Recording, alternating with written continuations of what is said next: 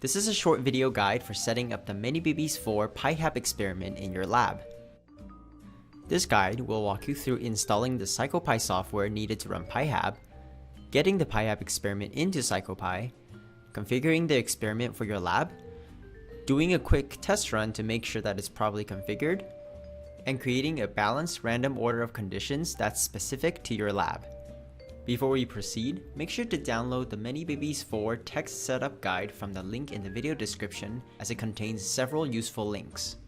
You will need the following things to run the ManyBabies4 experiment: a computer that you can freely install programs and save data on connected to 2 displays. One display will be the one that the experimenter sees, and the other will be the one that the infant sees.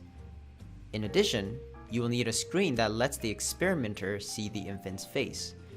If you're using a setup that records directly to a computer, it should record to a different computer than the one used to run PyHab because it can slow down the stimulus presentation. First, download PsychoPy onto the computer you'll be using to run stimuli. PsychoPy is a free, open-source stimulus presentation system designed by Jonathan Pierce at the University of Nottingham. To do so, visit the GitHub link provided in the tutorial document or in the video description, and download the version that corresponds with your operating system. For Macs, it will be the .dmg file, and for PCs, it will be the .exe file. Next, simply install PsychoPy as you would any other program.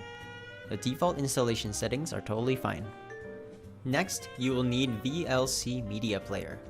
VLC is a free media player that has some audio and video codecs that PsychoPy needs. Just go to videolan.org/VLC and download and install VLC from this page. The default installation options are fine. You don't have to do anything else, you just need to have VLC installed on your computer and PsychoPy will get what it needs automatically. Next, you need to download the study folder from the ManyBabies4 experiment folder. There's a link in the video description below if you don't have it already. Right-click to download the correct version that you need for your operating system. For Windows computers, download the one with the Windows suffix. For Mac users, you can technically download either, as the one with the Windows suffix will work on Mac operating systems as well, although the one without the Windows suffix is more optimized for performance and might work better for older Macs. Now we can open PsychoPy.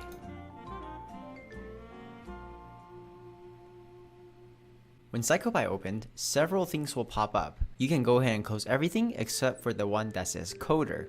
For example, we don't want the one that says Builder, so we can go ahead and close that. And we don't want the one that says Runner, so we can go ahead and close that too. This is the one that we want. Now we need to open the actual ManyBabies4 experiment. To do so, go to File, Open, and navigate to the folder where you saved the ManyBabies file earlier. The file that we want to open is the ManyBabies4 launcher.py file. Once you open up the file, go ahead and click this green button that says Run Experiment. A new dialog should pop up that says Run and On. If this is your first time setting up the study, you'll want to go to Run and change it to Builder instead, as we're going to be configuring ManyBabies4 for the first time. After you switch this option to Builder, go ahead and click OK, and the PyHab Builder should pop up. The first thing we'll need to do is to adjust the screen dimensions to match your particular setup. Go to Stimuli Settings, and change Stimuli Display Width and Height to match the dimensions of the screen that the infant will be seeing. You can find this information in your system's display settings. Go to System Preferences and then click on Display. In order to get the resolution, you may need to click on Scale rather than Default for Display. On Windows, simply right-click anywhere on the desktop and click on Display Settings. Scroll down and you will see Display Resolution. Now that you have obtained your screen's resolution, you can go ahead and change the stimulus display width and height to match the resolution. Next, you're going to change the width and height of the movie stimuli into something that will fit on the screen but still maintains a 16:9 aspect ratio. Ideally, the two dimensions should be identical. Most of the time, this wouldn't be a problem because most widescreen monitors have a 16:9 ratio by default. However, if your monitor does not have an aspect ratio of 16:9, for example, if you have a square monitor, you will want to pick a size that's just big enough to fit within your monitor. Common resolutions with the correct aspect ratio are 1280 by 720, 1152 by 648, or 1024 by 576. When you're done, hit OK and save. Now's a good time to test out all the settings and make sure everything displays properly. Quit the builder and click Save before quitting, and when it returns to the dialog, make sure the first drop-down menu is set to Run and Stimulus Presentation Mode is set to On. Click OK, and this will bring up the subject's information pane. Subject number and ID are completely arbitrary, and you can just go ahead and use whatever your lab's convention is for identifying participants. You can leave one of them blank, but not both. Date of birth is recorded on the next 3 rows in numerical form and is required. If the child is born on September 6, 2018, for example, you would put 9 for the first line, 6 in the second line, and 18 in the third. Please note that years is always 2 digits. Condition is a drop-down list of conditions that you created when you randomized the conditions in the builder. For now, we'll leave the condition on 1. Later on in this tutorial, we'll go over how to create a randomized order of conditions for your lab. Now, hit OK. After the program has finished loading, the stimulus presentation screen should be covered by the stimulus presentation window. The first screen that you should see are these 4 babies. On the experimenter screen, a small experimental window should appear.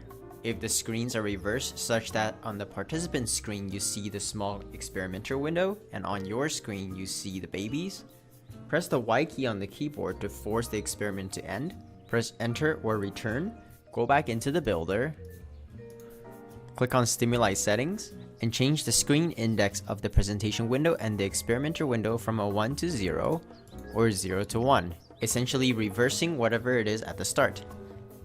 Click OK and save, and everything should be fixed.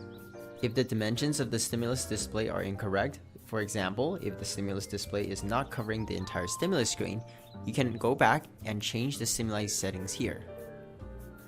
The first thing you will see in the experimenter screen is the choice phase layout guide. This tells you how to arrange the toys in front of the infant during the choice phase. You should arrange this before starting the stimulus presentation so that you can go into the choice phase immediately when the stimulus presentation ends. Just a reminder that for the purposes of this tutorial, both the stimulus presentation and the experimenter window will be on the same screen. In reality, the stimulus presentation in the background here will only be seen by the participant. And vice versa, the experimenter window will only be seen on the experimenter's end. When you're ready to start the stimulus presentation, press the A key on the keyboard. This will start the calibration. To code infant gaze behavior, hold down the B key on the keyboard whenever the infant is looking at the screen, and release the key whenever they are not. Alternatively, you can also press S to move on to the next calibration trial. S will move on to the next calibration trial whether or not the infant has looked at the screen. After calibration, you will end up before the first habituation trial. Press A to play the attention getter. After the attention getter, the stimuli will automatically proceed to the opening scene of the show. However, the stimuli will not start playing until you've detected that the infant is looking at the screen and press down on the B button. Once you press the B button, PyHab will continue playing the stimuli even if the infant looks away periodically during the video. The video will continue to play until we reach the still frame at the end of the scene where only the protagonist character remains on the hill. During the freeze frame, the trial will proceed after the infant has looked away for 2 consecutive seconds or if 30 seconds has elapsed. This is the stimulus presentation pattern in a typical trial.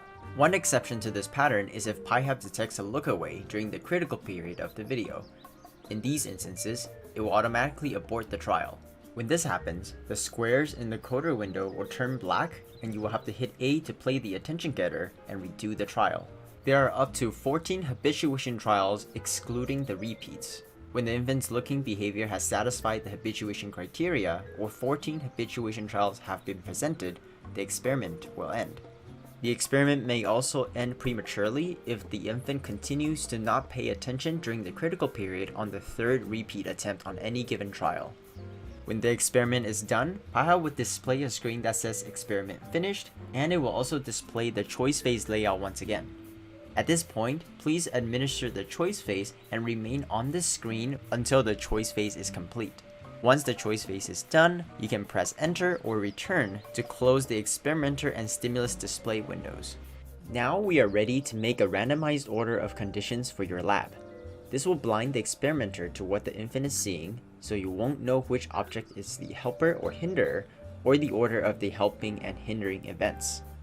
To do so, reopen the PyHab builder and click on Condition Settings, which is directly under Stimuli Settings, and then hit OK in the dialog that opens. On the next screen that appears, click on the purple Randomize Over Subjects button at the bottom.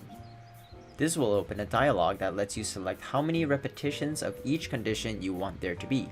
There are a total of 16 unique conditions. So for example, if you plan on running 32 participants, you will put 2 in this box in order to repeat each condition twice and generate 32 different conditions. In the same dialog, you can also rename the prefix if you want.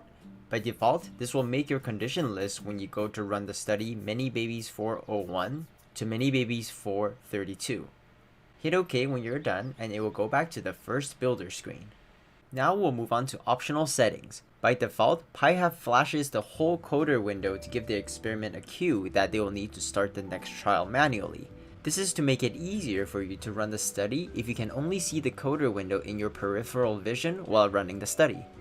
However, some experimenters might find this difficult on the eyes. To turn it off, in the builder, click Universal Settings, which is immediately left of Stimuli Settings. Then, find where it says Flash Coder Window and select No in the drop-down menu. Click the big Save button, click OK, then click either the big green Save button or click on Quit and select Yes when prompted to save. And that concludes this tutorial on how to run ManyBabies4 with PyHab. If you run into any problems, please feel free to contact Jonathan Kaminsky at the addresses outlined on the screen. Thank you for being a part of ManyBabies4.